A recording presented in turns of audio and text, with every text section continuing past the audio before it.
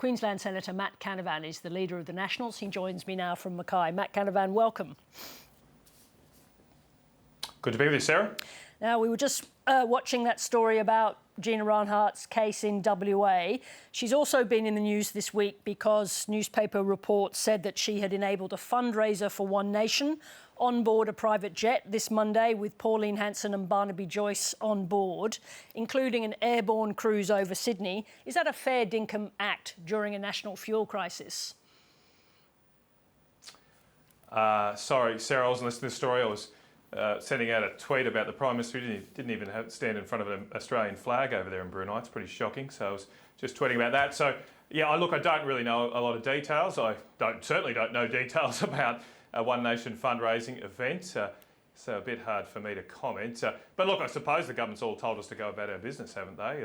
It's been a bit of mixed messages from the governments. On the one hand, they're saying save petrol, and on the other, they're saying just go about your day. So I don't really know what to believe.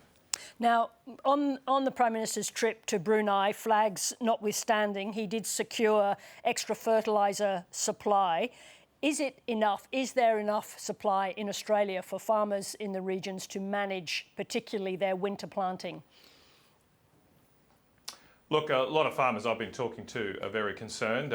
Sarah, we get 2/3 of our urea supply, the most important fertiliser, from the Middle East now. That's a relatively new thing. Under this government's watch in 2022, we had our last urea plant shut in Brisbane, and so now we're completely dependent on overseas imports. Now, as I mentioned earlier, the government keeps telling us that everything is fine, but then it sometimes says that to save on petrol, it at other times is flying all around the world, cap in hand, seeking to get supplies of fuel and fertiliser. So if everything was fine, why would we need the Prime Minister to do that? I think the situation obviously is quite precarious, and it certainly is particularly precarious for our nation's farmers. Now, 2 weeks ago, Sarah, the Prime Minister addressed the nation, and in that address he said that there would be $1 billion worth of loans, interest-free loans available for fuel and fertiliser companies. I checked today, and there are no details yet on any government website about how to apply for that.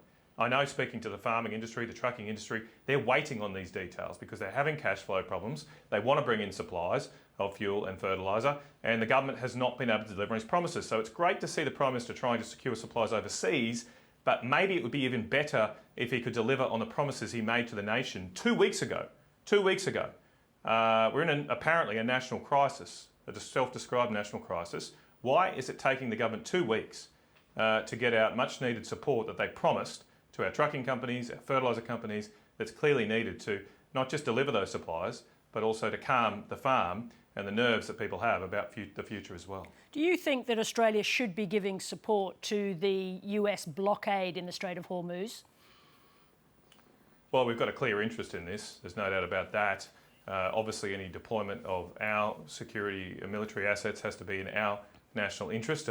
The government tells us that there hasn't been a request from the United States at this stage, but we have a clear interest for the reasons I just described around our precarious fuel and fertiliser position. But we also have another interest, I think, that's been going unsaid right now, and that is we really do need the US and our friends in the Gulf to win this and win it well.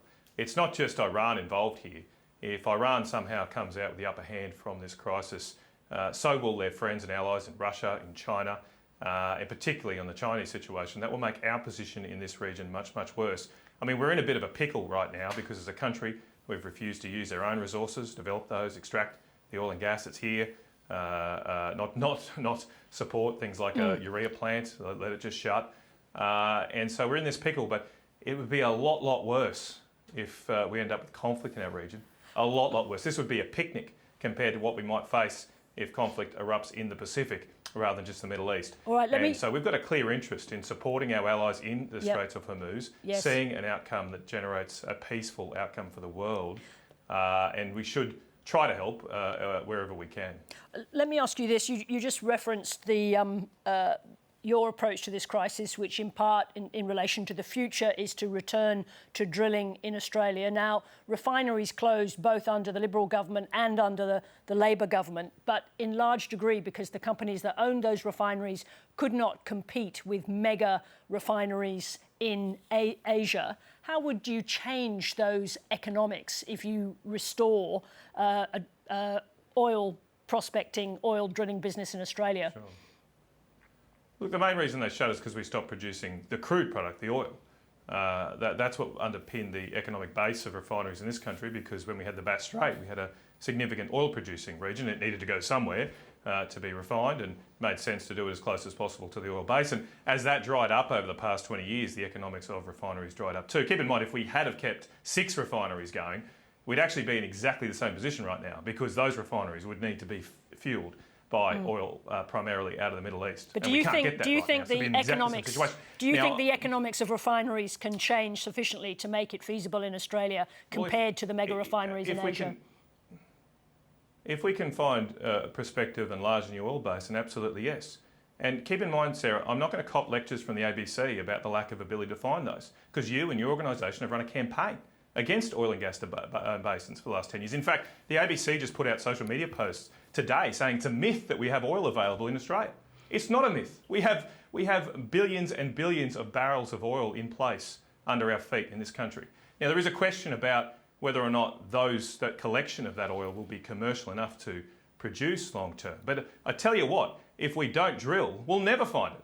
And the ABC and foreign funded activist groups, the Labor Party, have run a campaign. And may I say, successful campaign. Let me just break in. Congratulations, you won that campaign. And we didn't drill those areas. And now we're in the position we're in. I understand. If I may, Matt Canavan, here I am asking you about the economics of refineries. So not the moment, I think, to accuse me of running some kind of campaign. The question was an open one, and you've answered it. I just want to move on. I want to move on to the announcement of the coalition's, the first part of the coalition's new immigration policy yesterday. How do you think Australia's migrant communities will understand the message coming from a policy that is called a discriminatory policy? Well, I'm a product of migration myself, Sarah, second generation. Pretty well publicised. I ended up in the High Court as being an alleged Italian a few years ago. I was let off and found to be a dinky-die Aussie. But I went through that process. I went and saw the rigour with which my nono and nonna had to go through to be naturalised in the 1950s. And I think it's fair and reasonable that we set high standards to join the club of Australians, and I'm sure migrants here today want to see that. I think we need 2 things, Sarah, to have a successful and welcoming migration program. Yes, we need to be very welcoming to new entrants, and I always am. I think it's one of the greatest things I do as a parliamentarian, to see new Australians take that oath and get their little wreath of wattle. It's great to see. But there should also be, combined with that, a high standard, a high hurdle to get into that club. Without that, we see the undermining of support for that welcoming migration program. We have a government that has put its head in the sand now and is not listening to the Australian people that clearly want change. The support for our migration program is falling off a cliff. 2/3 of people, 2/3 of Australians want migration numbers to fall. Yet the Prime Minister won't even deliver on the promise he made before the last election to halve migration. He said that on Brisbane Radio if I could just bring you, and so if politicians don't... If I may just break back in and ask you to address the question I asked you, which is how will Australia's migrant communities respond to a policy described as being discriminatory? How will they respond? Well, I think we should discriminate on values. That's the point here.